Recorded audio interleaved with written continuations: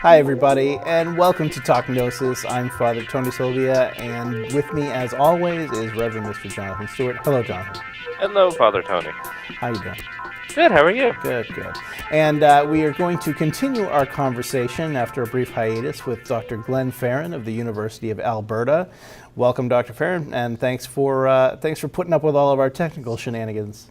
Oh, my pleasure. Thanks for having me again. All right. So in the last couple of episodes, we talked about the Dead Sea Scrolls, and we went over some interesting things, but we didn't get to finish. So let's finish right up. So the concept of end times comes up an awful lot in these texts. Can you give us kind of an overview of what the Dead Sea Scrolls say about the end of the world? Well, they are sort of, I would say, inconsistent, or at least they don't have a unified message of what constitutes the end of the world. Each text, or not, a variety of clusters of texts have different sort of takes on how that's going to happen. Some are really specific, some are clearly more general. A lot of them seem to want to frame a very apocalyptic battle between good and evil. The sons of light versus the sons of darkness, that kind of thing. Generally, they do see an end where the good guys come out as the winner. God will restore proper order, the world will be set right, and the bad folks, usually represented by somebody like Belial, probably referring to Rome, excuse me, will be overthrown, and that will be the end of it. They will have their new kingdom, their new Israel. As it's a scholarly thing, but also a human thing that we love to put things into categories and genres to try to understand them. So I've often heard about these texts as apocalyptic texts. If we label them like that, does that actually get in the way of us understanding them? I think on some levels. I mean, some of the texts clearly do fit within the genre of apocalypse, or that sort of political unrest that these texts tend to represent.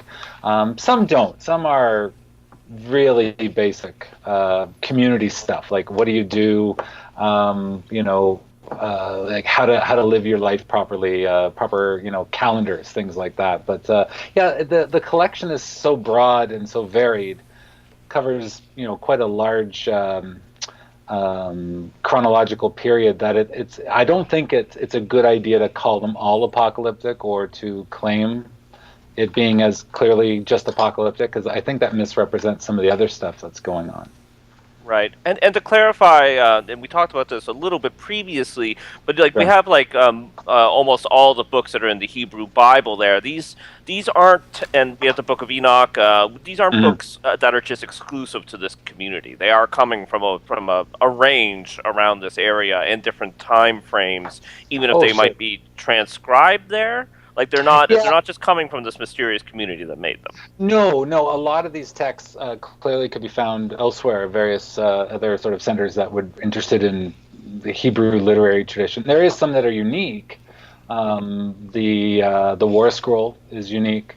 The Community Rule, I believe it's called, is also unique to that group. But you do find, I believe, almost everything from what we have as the Hebrew Bible now is in the Dead Sea Scrolls, or at least fragments of it. I mean, stuff I think is, I think the bulk has been translated. I am not 100% sure, but it seems to be the majority are stuff that have been floating around before, and very similar in sort of their translation. It looks like a lot of the texts that we have now did not deviate that much from what was written there, so that kind of gives a nice sense that the scribal skill was quite good, whether you didn't have the errors that a lot of times crop up. But by and large, it's the Hebrew Bible plus I guess its own apocrypha would be a way to look at it. Right. We touched on this a little bit before, way back in 2016.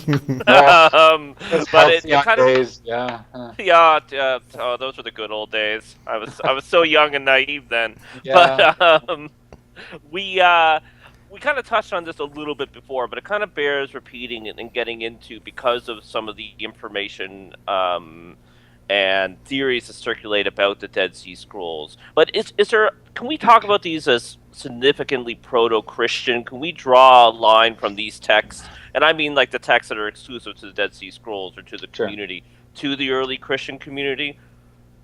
I don't think so. I know a lot of people want to. I find that really interesting. There does seem to be this academic or even popular desire to find something Christian-esque within the Dead Sea Scrolls. I don't see anything directly linked to it. I mean, Christianity, or what we say is Christianity, or develops into Christianity, is certainly breathing in the same atmosphere as the folks at Qumran. But I mean, they're really, from what I gather, nothing that makes me scream, "Oh, that's a proto Christian text." I mean, the one thing I do find that people want to kind of imply it is that the authorship of the Dead Sea Scrolls doesn't quite fit with the Essenes or the Sadducees or the Pharisees, so it must therefore be somebody Christian-y, or from John the Baptist or something. But I don't see them as any more anticipating or a forerunner of Christianity than, say, any Pharisaic or Sadducee writings of the time. So. Is there also a problem with thinking them as Jewish texts and using that specific term to describe them as Jewish, quote unquote, texts? I mean, they're as Jewish as anything else at the time. I mean, it's a contested sort of thing in scholarship, especially around Christian origins, and this time is, what constitutes Judaism? We usually think of it as a pretty normative set of practices, and by and large the texts of Quran could fit into that, but Judaism's was a contested discourse, compared to what was going on, say, in Qumran versus the folks in Alexandria, for instance. They all would have thought of themselves as authentically, equally Jewish, or of appropriating the traditions of the ancient Hebrews, but they certainly configured their myths in very different ways, and how they went about things.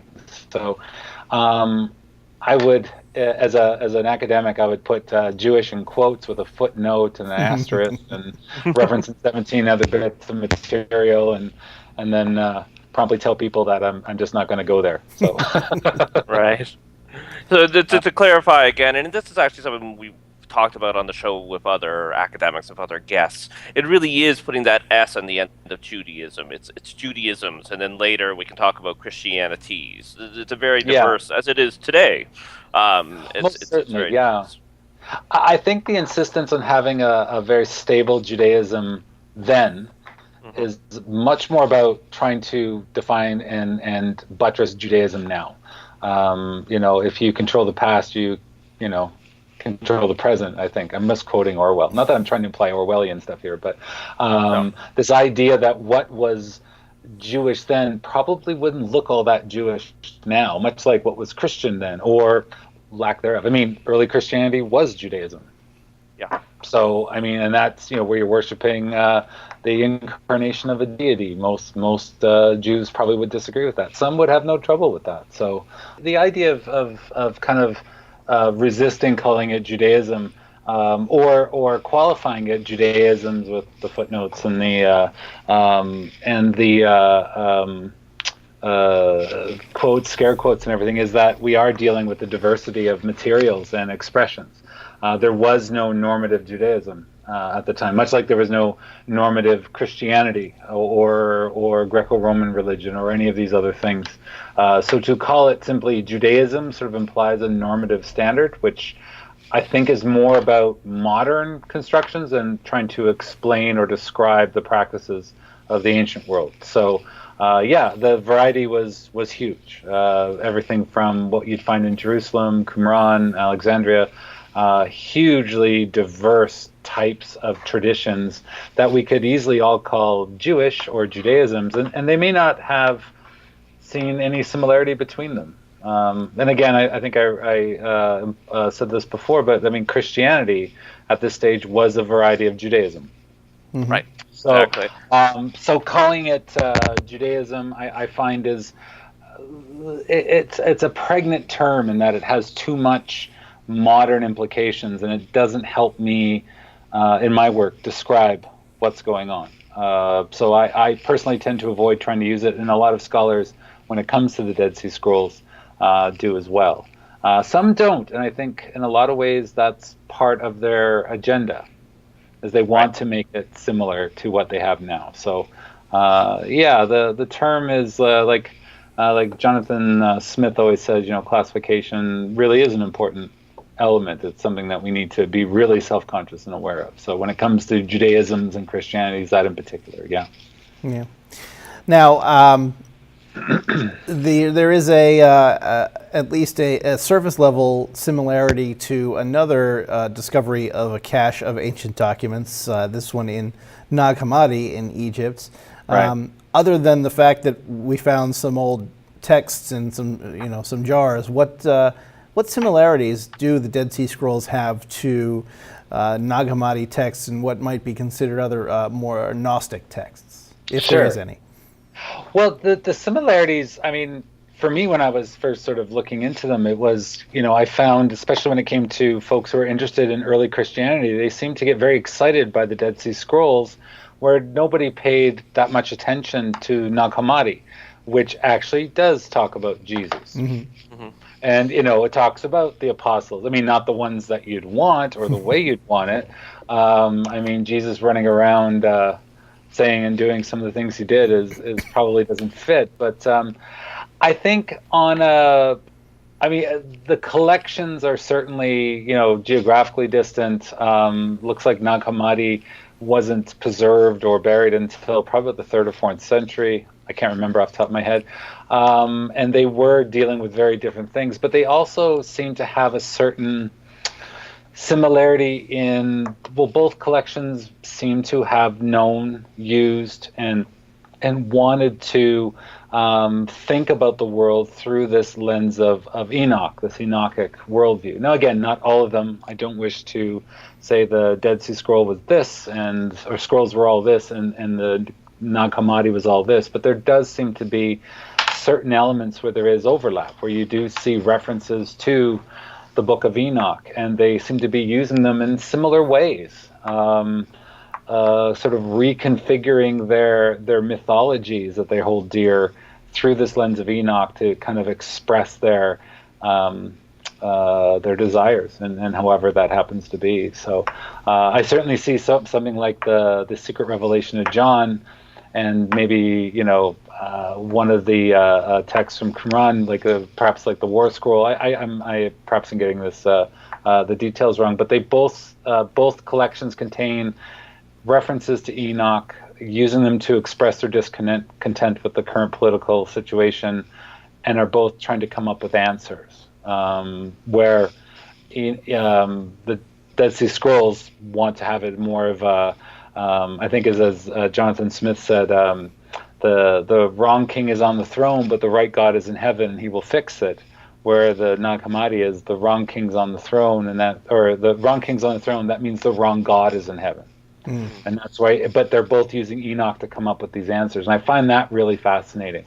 That link tends to not just get ignored, but people will say, well, there's nothing comparable between them. And I think that's more to have to do with trying to keep so-called Gnosticism and Judaism as far apart as possible. Mm. Right. It's sorry, just interrupt.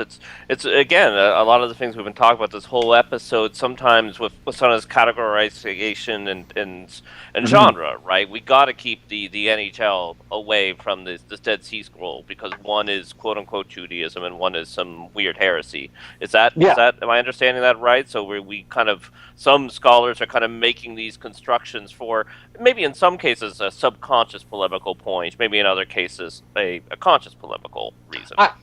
I think so. I mean, there does seem to be certain assumptions when it comes to what must have been Judaism, what must have been so-called Gnosticism. I mean, even using the term Gnosticism is somewhat problematic. I mean, I'd say very problematic in making these arguments, because what is Gnostic is clearly what is not Jewish. Yeah. It's sort of like...